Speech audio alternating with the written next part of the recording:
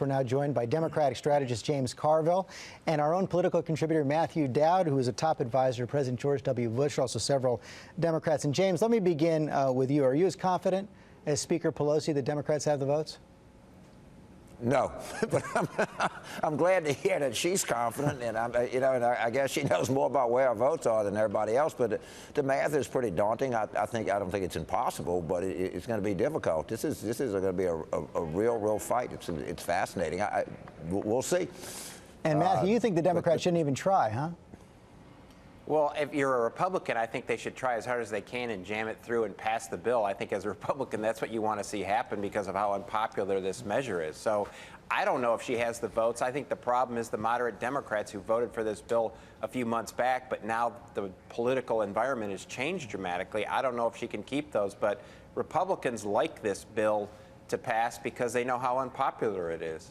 And James, that is the biggest problem for the Speaker right now. You've got a lot of Democrats who actually voted yes before, but now say they have big problems with the bill. But do the Democrats really have a choice right here? They seem to have made the calculation that they don't, that if they just fold now, that is going to be much worse for them politically and much worse for the country. It would, and if the bill loses, it'll prove Senator DeMint right. It will, I think, by and large, be a lot of the president's Waterloo.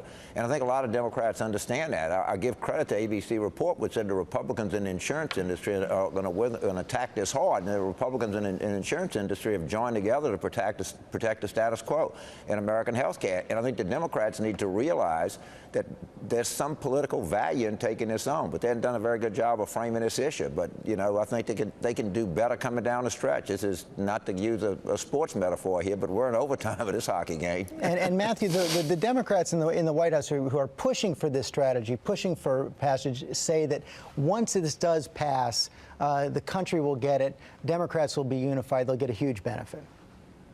Well, I think the benefits of this bill, if you look at the actual specifics of the bill, aren't going to take place for many years, the real benefits of this bill. And I think the problem for the administration is even if they pass this bill, they don't want to spend months trying to sell an unpopular bill. They want to talk about the economy and jobs. That's the catch-22 situation they're in. They think they have to pass a bill, but they don't want to spend a lot of time talking about this bill since they know there's another issue, jobs, that everybody cares about. And James, the other catch-22 here is that a lot of the Democrats are going to have to take this tough vote, may be doomed anywhere this year because the political winds are so heavy for them. Yeah, but I'll tell you what it is. If it goes down, it's going to be a simple statement. The Democrats can't govern. They came in with a majority, promising health care, and they came away with nothing. How can you trust them to do anything else? And I have to tell you, as a Democrat, that message frightens me, and to some extent, it'll probably be true. And we're going to have to acknowledge that. You know, when you're a governing party and you have majorities like we do and you have the president, sometimes you got to step up and do something. And I suspect this is one of these times. We're going to see how effective our leaders are. We're going to see how effective the White House can be in pushing this through. But I mean, it's crunch time out there. I don't think anybody can doubt that. This is just very tough. But if this doesn't get done, it will hurt the Democratic Party. There's no doubt about that. And Matthew, how about for the Republicans? Obviously, the bill is overall, the comprehensive bill is unpopular right now. But the Republicans went to great pains at the summit last week to show that they had alternate ideas. If they end up with nothing, won't it blow back on them? Well, I think the Republicans can't be put in the position, which I think they were at the end of last year, of being totally opposed to any health care reform.